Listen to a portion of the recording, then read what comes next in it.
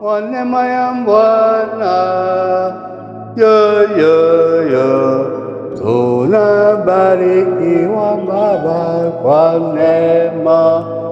neema ya Bwana, tunaimba. Umejaa neema Bwana, umejaa neema, umejaa neema, umejaa neema, umejaa neema Baba, umejaa neema, umejaa neema, umejaa neema.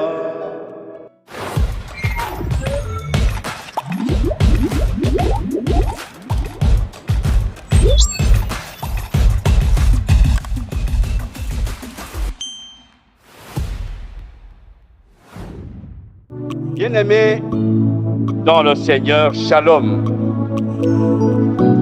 Nous, pasteur Eli Djemba de l'Assemblée de délivrance et de révélation, venons encore ce jour pour partager l'exhortation autour du thème intitulé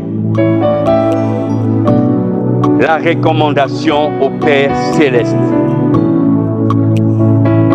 Aujourd'hui, toi et moi sommes gracieusement recommandés au Père Céleste.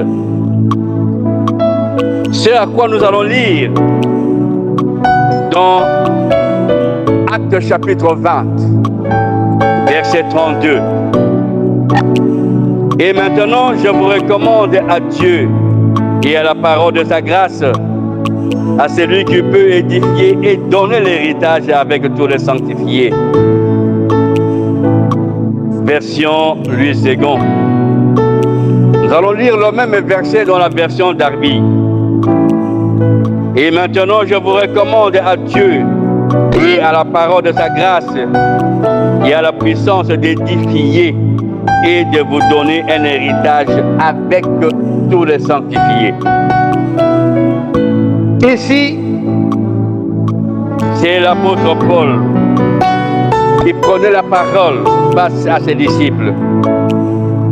Après le tumulte connu à Macédoine, en Syrie, à Milet et ailleurs, où ils étaient appelés à apporter l'évangile de paix, l'évangile de l'amour, l'évangile du salut des âmes. L'évangile est un bien, mais ce bien n'est pas toujours accepté par tous. Pourtant, dans Matthieu chapitre 5, verset 15, il est dit: on n'allume pas une lampe pour la mettre sous le boisseau, mais on la met sur le chandelier et elle éclaire tous ceux qui sont dans la maison. La mission des disciples et la vocation de ces derniers ne pouvaient les empêcher d'exposer haut et fort l'évangile de la vérité, l'évangile du pardon, l'évangile de bonté, l'évangile de la justice. Cet évangile était et devait être annoncé par les disciples. Malheureusement, comme nous l'avons dit, les ténèbres ne peuvent accepter la lumière. Luc chapitre 11, verset 33. De renchérir. Personne n'allume une lampe pour la mettre dans un lieu caché ou sous le boisseau, mais on la met sur le chandelier afin que ceux qui entrent voient la lumière. Le bien ne peut être caché. Le bien est l'objet d'un témoignage. Quand vous avez reçu un bien, quand vous avez commis un acte de bonté, cet acte ne peut que être élevé. D'ailleurs, Jésus-Christ, le plus souvent, lorsqu'il faisait des bons actes, les bénéficiaires s'empressaient pour aller témoigner. Mais lui leur disait, hâte de ne dire à personne.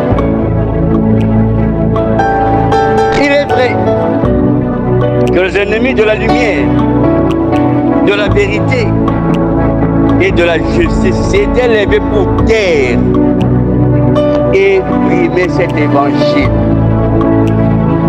Tel est le cas que nous observons beaucoup dans nos sociétés. Des personnes portant une lumière, une étoile de lumière, sont souvent incomprises.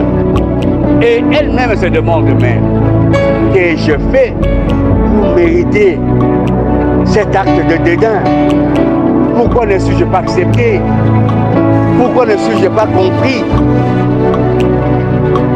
Non, il y a une lumière qui dérange. Il y a quelque chose que les ténèbres n'aiment pas voir et entendre de ta part. Toi, reste serein et continue ta marche. Bien-aimé dans le Seigneur, le monde n'est pas la lumière. Et c'est vrai, le monde n'est pas la bonté. Le monde n'est pas la justice. Le monde n'aime pas l'amour. Matthieu chapitre 6, 5, verset 16 dit que votre lumière luise ainsi devant les hommes, afin qu'ils voient vos bonnes œuvres et qu'ils glorifient votre Père qui est dans les cieux.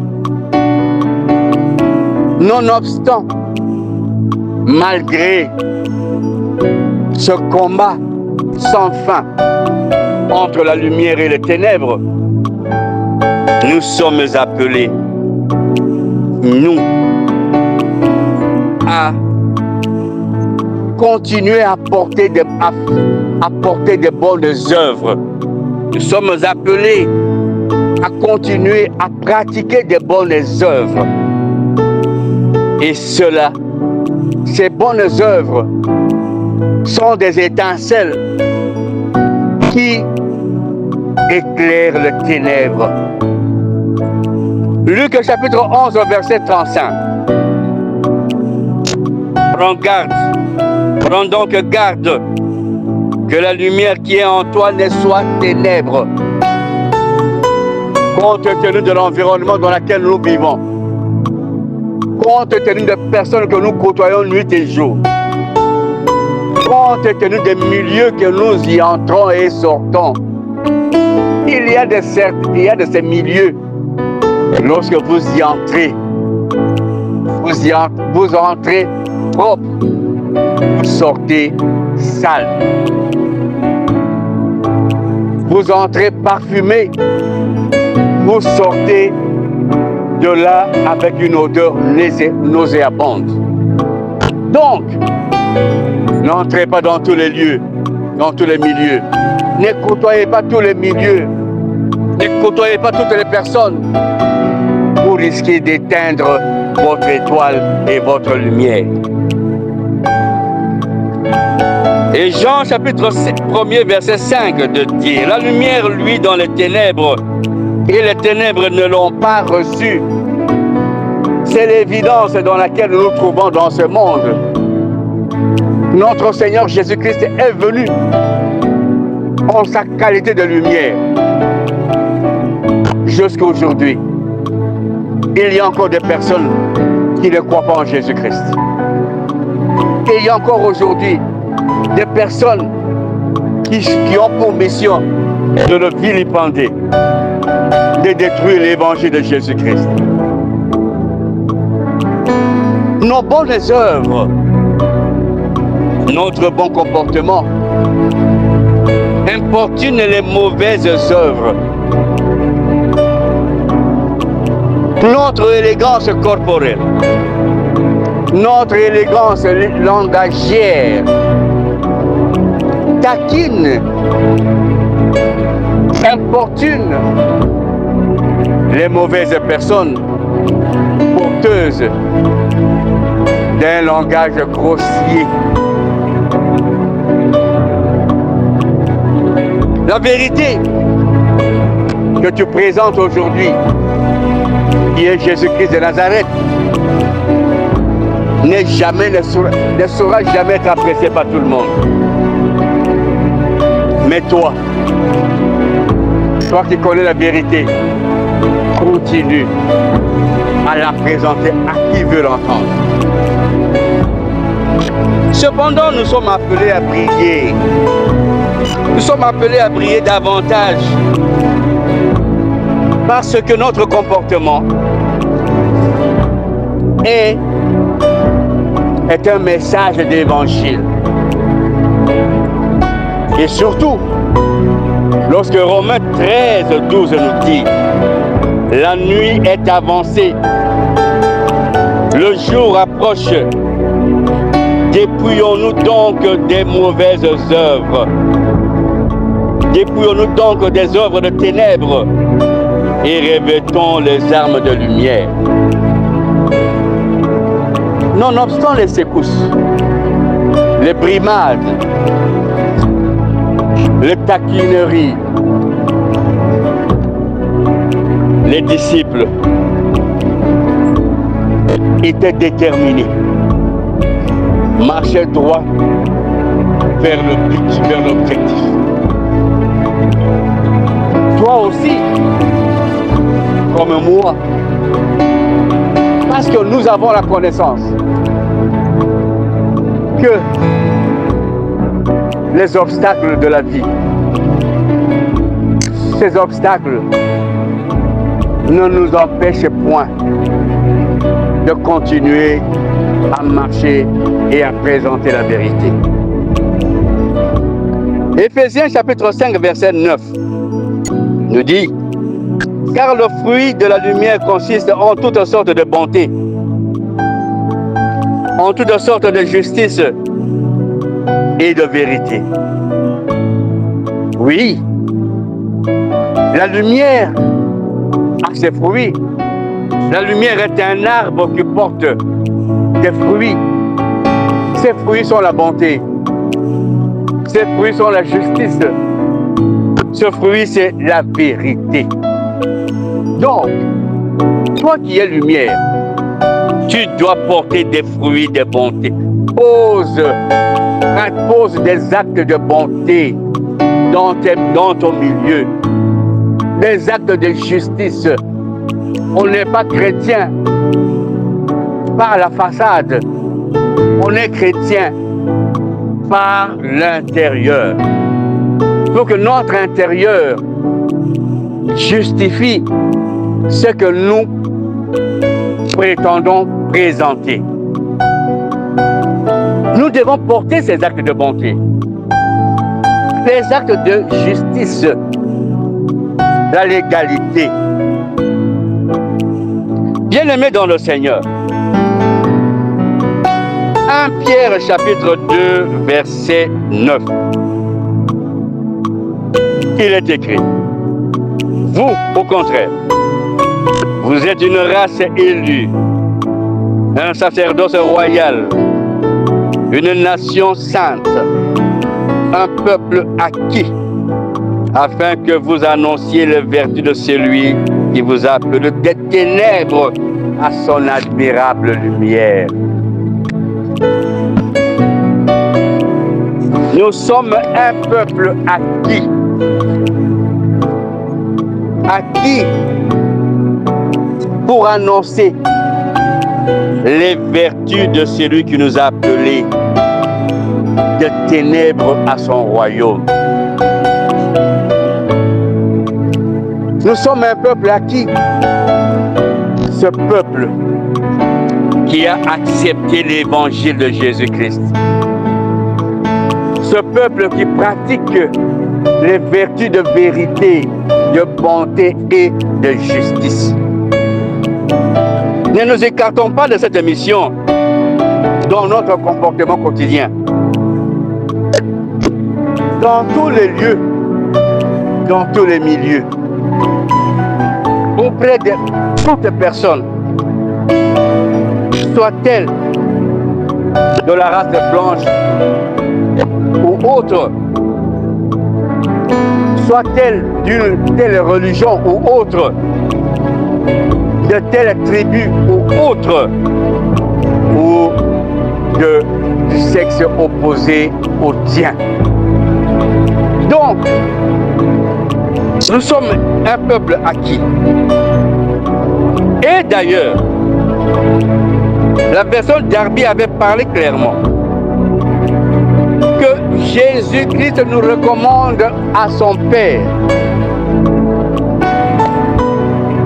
à la parole de sa grâce, que toi et moi aujourd'hui, sans effort, nous recevons cette parole au travers nos ordinateurs, notre télévision à la maison, au travers nos appareils, dans le YouTube Adhère, nous recevons cette parole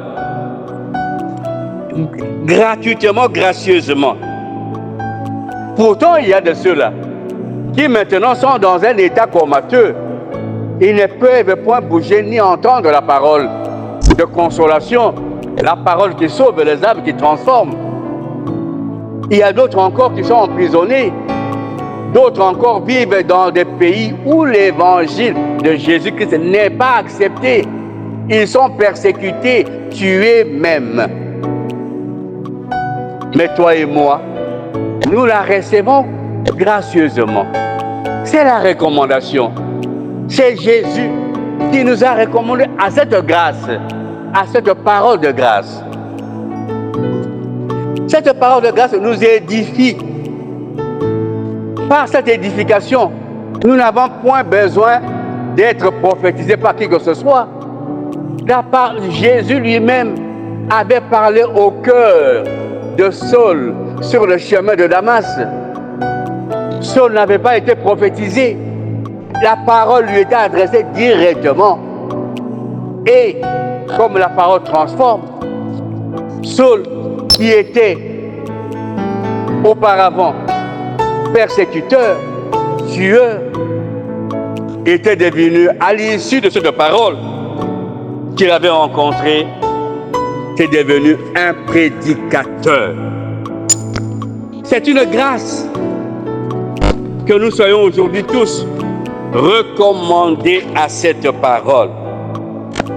En définitive, nous sommes recommandés à cette parole qui nous ayant transformés et libérés du royaume des ténèbres où nous étions en train de pratiquer des fétiches, de vivre la sorcellerie, la magie, l'homosexualité, le lesbianisme, le vol, l'impudicité, le tribalisme, les mauvaises mœurs, en bref.